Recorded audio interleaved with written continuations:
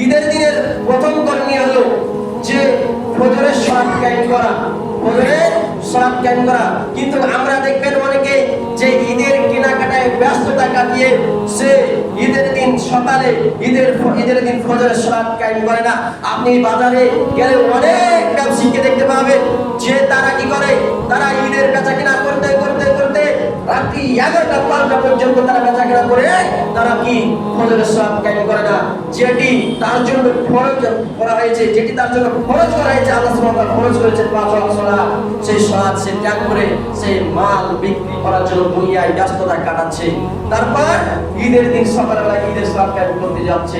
ঈদের সালাত হচ্ছে সুন্নাত কায়েম করা, কিন্তু আপনার ওই ফজরের সালাতটা হচ্ছে ফরজ, আপনাকে আদায় করতেই হবে যে কোনো মূল্যে। সালাত কোনো মূল্যে ছাড় নাই, মৃত্যু ব্যতীত। আর আপনি সালাতকে ত্যাগ করে দিলেন দুনিয়ার স্বার্থে, আপনাকে অবশ্যই সালাত কায়েম করতে হবে। যাই হোক, ঈদের দিন প্রথম যে করণীয় আপনার, সেটি হচ্ছে আপনাকে প্রথম যে করতে হবে সেটি হলো গোসল করতে হবে ভালোভাবে। আপনাকে সকাল সকাল গোসল করে আপনাকে ঈদের জন্য আপনাকে প্রস্তুতি গ্রহণ করতে হবে। সকাল সকাল আপনাকে ঈদের দিন গোসল করতে হবে। আল্লাহ কানা ইয়াগসিলু ইয়াউমাল ঈদ ক্বাবলা আন ইয়াউদা।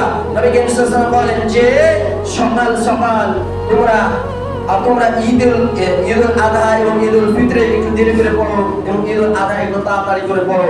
ঈদের সালাত, এই দুই ঈদ আমাদের দুই ঈদের মধ্যে যেটি আমরা রোজা ঈদ মেনে থাকি সেটি হচ্ছে একটু দেরি করে পড়লে কোনো সমস্যা নাই, কিন্তু ঈদুল আযহার দিন আমাদেরকে সকাল করে ঈদের সালাত আমাদেরকে কায়েম করতে বলেছে।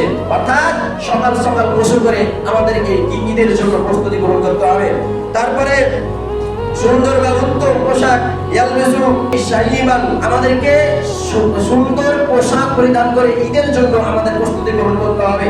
আমাদের সমাজে ঈদের জন্য পোশাক কেনাকাটায় মানুষ এত ব্যস্ততা আছে, দেখবেন যে তার ঘরে 5-7টি জামা থাকা সত্ত্বেও সে জামা ক্রয় করার জন্য আপনি চলে যান শেখপাড়া বাজার, রানীনগর বাজারে, এত ভিড় হয়। এই তো হয় না, দেখবেন রোজার ঈদে কত করে ভিড়, লাইন দিয়ে মানুষ কেনাকাটা করছে। আর আল্লাহ সুবহানাহু ওয়া তাআলা বলেন যে তুমি তোমার পোশাকের মধ্যে উত্তম পোশাক যেটি ভালো সেটি পরা হবে, সেটি পরিধান করে যাও। তুমি নতুন পোশাক আপনাকে কিনতে হবে এমনটা নয়। আপনার পোশাকের মধ্যে সবচাইতে উত্তম পোশাক, সবচাইতে ভালো পোশাক যেটি আপনি সেটি পরিধান করে আপনি ঈদের সালাতের জন্য আপনি প্রস্তুতি গ্রহণ করুন। আপনাকে নতুন পোশাক কিনতে হবে এমন নাই। আমাদের সমাজে দেখবেন অনেক মানুষ আছে যারা আমরা সালাত যে আপনার পোশাক পরার 8টি নিয়ম আছে, সেই নিয়মগুলো না মেনে আমরা পোশাক পরিধান করি। আমাদেরকে পোশাক পরতে হবে ইসলামী শরীয়ত সম্মত। আমাদের দেখবেন ঈদের সময় অনেক যারা বেধর্মী পোশাক পরিধান করে ঘুরে বেড়ায়, ঈদের সালাত কায়েম করতে যায়। এই সব পোশাক থেকে আমাদেরকে বেঁচে থাকতে হবে। আমাদের পোশাক হবে রাসূল কারীম সাল্লাল্লাহু আলাইহি ওয়াসাল্লামের সুন্নাত মোতাবেক। রাসূল কারীম সাল্লাল্লাহু আলাইহি ওয়াসাল্লামের সুন্নাত মোতাবেক কোন ধর্ম বা কোন বেধর্মের অনুসরণ, কোন ইহুদি খ্রিস্টানদের অনুসরণ করতে হবে ভাই, একমাত্র নবী কারীম সাল্লাল্লাহু আলাইহি ওয়াসাল্লামের অনুসরণ করে আমাদেরকে পোশাক পরিধান করতে হবে।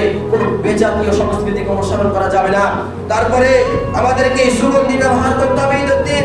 আতর সুরমা যেগুলি আছে এগুলি ব্যবহার করবেন, যেগুলি পরিধান করে আপনার সালাত নষ্ট হয়ে যাবে এসব সেন্ট ব্যবহার করবেন না। এরকম সেন্ট আপনি দেখবেন অনেক রয়েছে, যে সব সেন্টের কারণে আপনার সালাত নষ্ট হয়ে যেতে পারে। এইসব সেন্ট থেকে আপনি বেঁচে থাকবেন। আপনি সেন্ট পরিধান করবেন, যেমন আতর সুরমা আছে, এইসব ধরনের সেন্ট ব্যবহার করবেন। সেন্ট বা সুগন্ধি ব্যবহার করে সকালবেলা ঈদের জন্য প্রস্তুতি গ্রহণ করবেন। তারপরে ঈদুল আযহার দিন নামাজ থেকে ফিরে আসার আগে কিছু, নবী করিম সাল্লাল্লাহু আলাইহি ওয়াসাল্লাম ঈদুল আযহার দিন নামাজ থেকে ফিরে আসার আগে কিছুই খেতেন না। আমরা যেন এই সুন্নাতটি আমরা পালন করি, কিন্তু এই সুন্নাতটি আপনি আর দেখবেন প্রতিটি পরিবারে উঠে গেছে যে ঈদের দিন সকালে বেলায় দেখবেন সামাই রাজা বানাতে প্রস্তুতি করছে, কিন্তু নবী করিম সাল্লাল্লাহু আলাইহি ওয়াসাল্লাম ঈদের সালাত কায়েম করে এসে কুরবানি জবাই করে কুরবানির কলিজা গোশত দিয়ে তিনি ইফতার করেছেন। আর আমরা ঈদের দিন কি করি সময় লজ্জা নিয়ে আমরা বাড়িতে দেখবেন অনেক মহিলা যারা এইসব কাজে ব্যস্ততায় আছে, কিন্তু ঈদের দিন আমাদেরকে ঈদুল আজহার দিন বিশেষ করে ঈদুল আজহার দিন আমাদেরকে কি করতে হবে, আমাদেরকে না খেয়ে বাড়ি থেকে যেতে হবে, ঈদের সব কাজ করে এসে বাড়িতে এসে কুরবানি করে কিছু খেতে হবে। আর ঈদুল ফিতরের দিন আমাদেরকে বাড়িতে খেজুর খেয়ে যেতে হয়, এটি ছিল নবীর সুন্নাহ। আর ঈদুল আজহার দিন কিছু না খেয়ে আমাদেরকে ঈদের সব কাজ করতে যেতে হয়। আমরা যদি এই সুন্নাহটি পালন করি, আমাদের মা বোনেরা অনেকেই আছে যারা দেখবেন সকালবেলা রান্না বান্নায় ব্যস্ততা এবং খাওয়া দাওয়ায় তারা ব্যস্ততা দিয়ে সব কাজ করতে যায়, এরকমটা যেন আমরা না করি।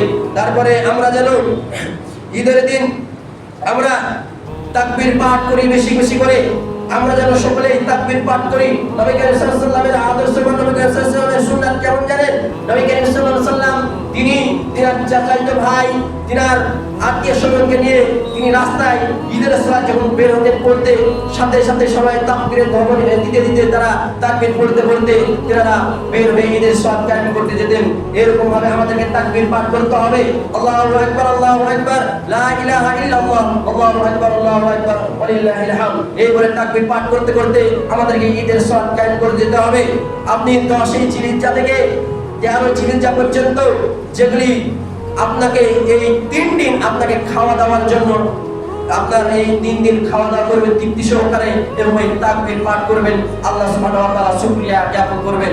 কিন্তু আমরা এই 3 দিন কি করি, খাওয়া দাওয়ায় ব্যস্ততায় থেকে আমরা কি করি, ইবাদতে মনোযোগ থাকে না, ইবাদতই করি না, আমরা ইবাদতই করি না। আল্লাহ সুবহানাহু ওয়া তাআলার তাকবীর দূরে থাক, আমরা ফরজ সালাত ত্যাগ করে থাকি। খাওয়া দাওয়ায় ব্যস্ততা, কুটুম আত্মীয় স্বজনকে নিয়ে আমরা ব্যস্ততায়, জামাইকে নিয়ে ব্যস্ততায়, এই 3 দিন আল্লাহ সুবহানাহু ওয়া তাআলার কাছে সবচেয়ে উত্তম দিন। এই 3 দিন আল্লাহ সুবহানাহু ওয়া তাআলার কাছে বেশি বেশি করে আমাদেরকে শুকরিয়া আদায় করতে হবে। এই 3 দিন, ঈদের দিন, তারপরের দিন, তারপরের দিন, এই 3 দিন আমাদেরকে কি করতে হবে, আল্লাহ সুবহানাহু ওয়া তাআলার এই তাকবীরের ধ্বনি আমাদেরকে পাঠ করতে হবে। তারপরে আমাদেরকে ঈদগাহ হেঁটে যাওয়া সম্ভব হলে আমরা যেন অবশ্যই ঈদের সালাত হেঁটে যেন আমরা আদায় করতে যাই।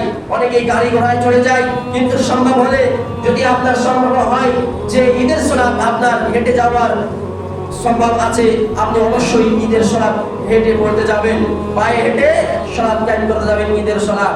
তারপরে ঈদের সালাত ফাঁকা মাঠে পড়া সবচাইতে উত্তম, কারণ নবী করিম সাল্লাল্লাহু আলাইহি ওয়াসাল্লাম মসজিদে নববী থাকা সত্ত্বেও তিনি ফাঁকা মাঠে ঈদের সালাত কায়েম করেছেন। তবে যদি মেঘের কারণে অসুবিধা হয় বা ঈদের সালাত কায়েম করার অবস্থা না থাকে, তবে সেই ক্ষেত্রে বিপর্যয়ের ক্ষেত্রে মসজিদে সালাত কায়েম করা যায়। তবে ফাঁকা মাঠে ঈদের সালাত কায়েম করা সবচেয়ে উত্তম। তারপর সবচাইতে ঈদের সালাত ফাঁকা মাঠে আদায় করা সবচাইতে উত্তম। তারপরে